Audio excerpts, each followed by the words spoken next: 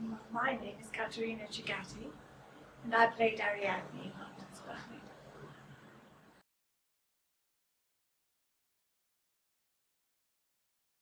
Well, that came about, quite a strange story actually. I wasn't really working at the time, I was trying to break into acting, and I was doing singing telegrams, and I ended up doing a singing telegram for Michael Mills's birthday. And Michael Mills was a massive producer down at Teddington. Anyway, he asked me to go along for an interview, and I ended up getting the job as this waitress with stars to be. I mean, they were very young then, Simon Callow and Brenda Blethyn. And I basically had played a waitress. I had no lines, but I got covered in chocolate mousse, and that was my debut on TV. So there you go.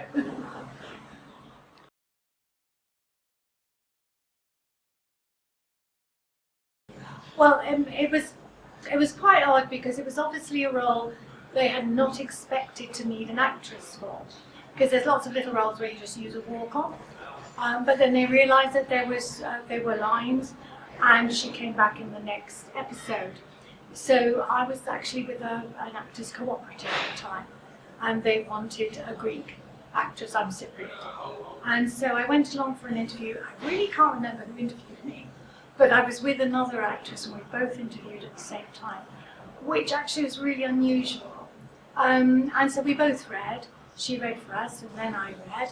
And then pretty much the following day, my agency was told that I got the job. And I went and did this, basically an improvised scene with Ross, which they just filmed as much as we carried on, and they kept it. Went in and did the next scene, and then suddenly I was in the next series. So from something that was like 2 episodes, I then got more episodes in the next series, and then another one, and I was just like, whoa, well, this is all right, isn't it?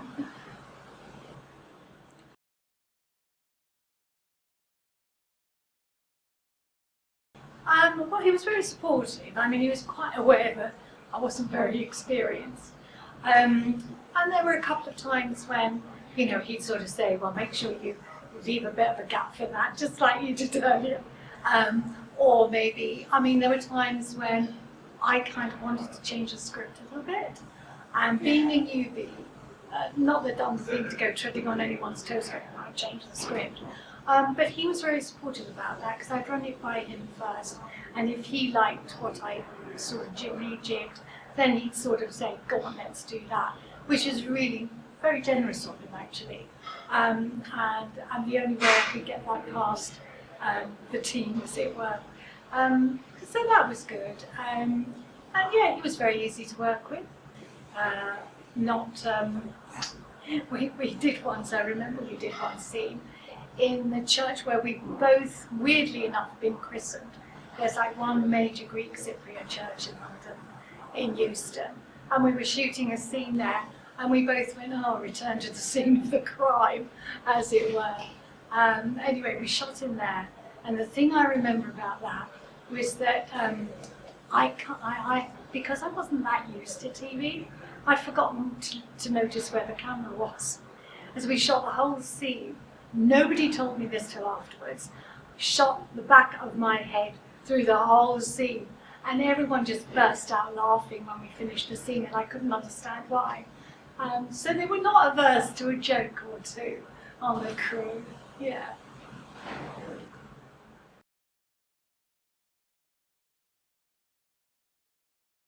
You're called really mostly for your bits, because otherwise you'd be hanging around. There is a lot of hanging around on set, and obviously they need the set to be as quiet as possible. So if you're not needed, off you go, which is the way it works for most television, as far as I can work out. But certainly for me, I was only there when I was actually needed. Yeah.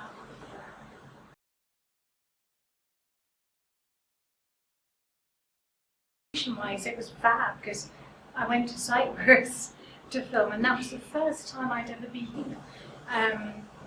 And it was like a real eye-opener, partly because, I mean, as I said before, I am Cypriot, and it was very weird walking around the island, kind of noticing my tribe, as it were, because I was born here, raised here, very anglicised, and it was odd to walk around seeing all these brown-eyed, brown-haired people and thinking, oh, they're all like me.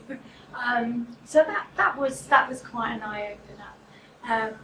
But we had great fun up in the mountains. There was a lovely little village that we filmed in, and there were 3 brothers who lived there who had slight learning difficulties, so they were looked after by a lady who lived at their house and cleaned for them and looked after them.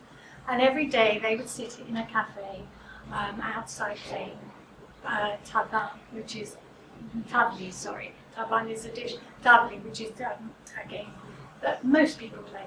And they all had little boxes with them which contained engagement rings.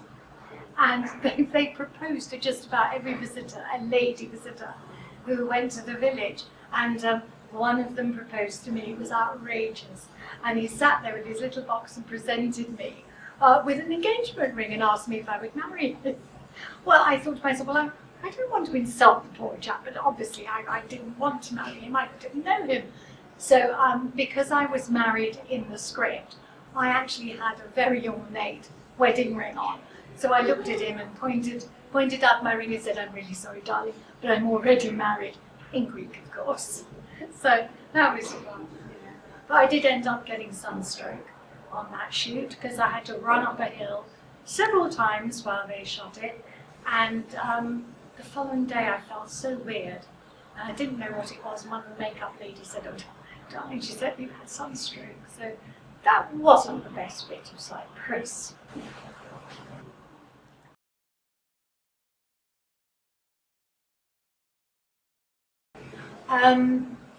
Yeah, I think the story was that, I mean, I'd met him, we'd not got on. He was supposed to be marrying a cousin of some relation of mine or a friend of mine. I can't quite remember, it was a long time ago. But then I got married and then we kind of got together. So it was that way around, but who kind of instigated what? I don't know, it was kind of mutual as far as I recall. I don't remember making a play for him or him making a play for me, or that might have been done off screen. I don't know. But it just ended up that, yes, we were obviously both a bit sort of attracted to each other, and my marriage was going absolutely horribly, which is why he came to rescue me. Yeah.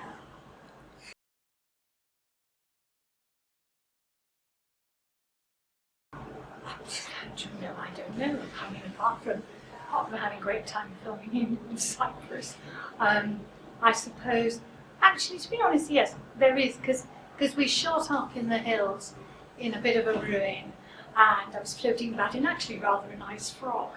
And I think that was one of my favourites, because that was quite, yes, that's quite an intense scene. I quite like intense scenes, so yeah, I think that one's my favourite.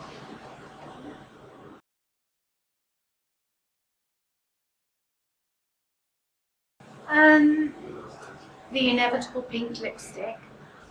Whenever I walk into a makeup room, people reckon pink lipstick. I like a darker lipstick, but I never say never because they design what you look like. And most of the time they actually give you a human face, which is probably more than I can do with my own makeup. Clothes-wise, well, they dressed Ariadne very differently to the way I dress. In those days, I used to wear an awful lot of tight leggings and jackets and things like that when I was younger. And they had me much more practical gear because basically Ariadne was a teacher. So I was made to look more like a teacher than I don't think I look like a teacher at all. So yeah, no, basically it was mostly down to them, except for the Cypress ones where they allowed me to go and choose a few little bits myself, which was really nice of them actually. Don't always get to do that.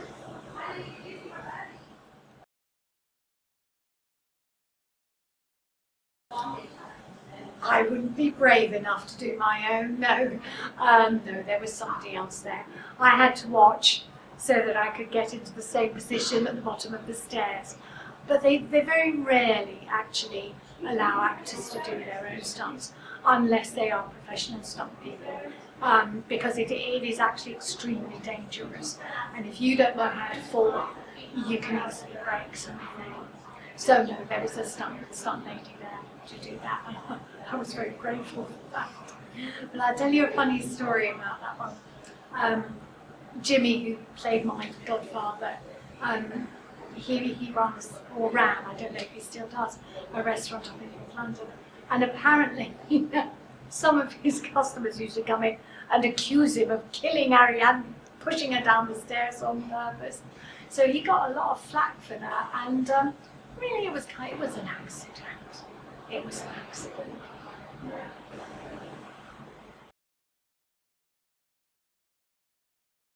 Well, I never met Jack, because Jack did the original pilot, and I wasn't at all involved in any of the earlier stuff. I came in much later. But yes, of course I met Paul. No, he was lovely actually, Paul. Very sweet-natured guy, very easy to get along with. And I remember getting called into his office once and thinking, oh my God, what have I done? Have I done something terrible? I'm going to get told off. But it was to discuss the ending of Ariadne's part, and the death scene and all of that. And I'm thinking, actually, I quite like the idea of that dying on film and all the rest of it. And I think he was expecting me to go, oh my God, how dare I be out of the series? Because he'd had that, I think, before from various folk. And he looked so relieved when I said to him, oh darling, of course I understand, and how wonderful I get to die. And when I got home that day, I had a massive bunch of flowers waiting for me, with his thanks and all the rest of it. And I thought it was really sweet. But yeah, as I say, he was lovely.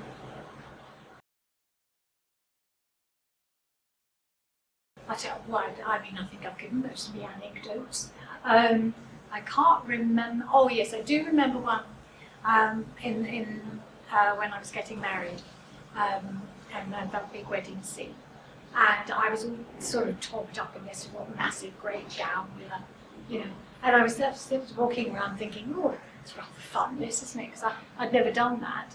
And I thought, oh, Mum will be pleased, she could finally get to see me getting married.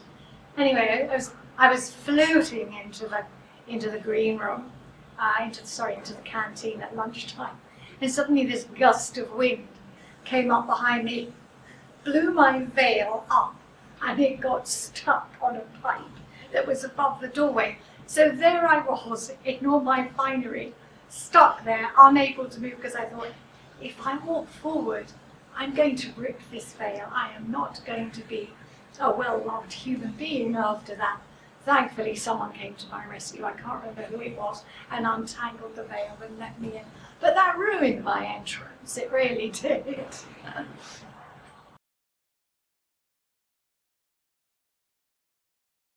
Well, I still do a bit of acting here and there. Not so much theatre now, and a few little bits of filming. I'm over retirement age, although I never retire. So I'm doing, I'm working on a project with a local poet who's written a play about the March, which is all about the history of Waterloo. So I'll be playing part in that, and it's kind of a one-off reading done at the cockpit. So we're going to be working on that in a couple of months' time. At the moment, I am doing a printing course, so I'm doing an awful lot of printing, and I do lots of art.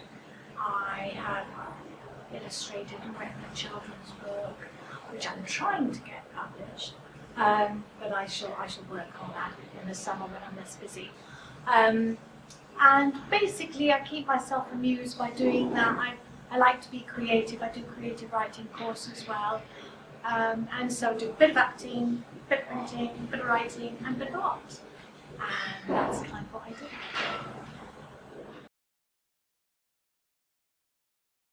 Oh, you're very welcome. I thoroughly enjoyed it.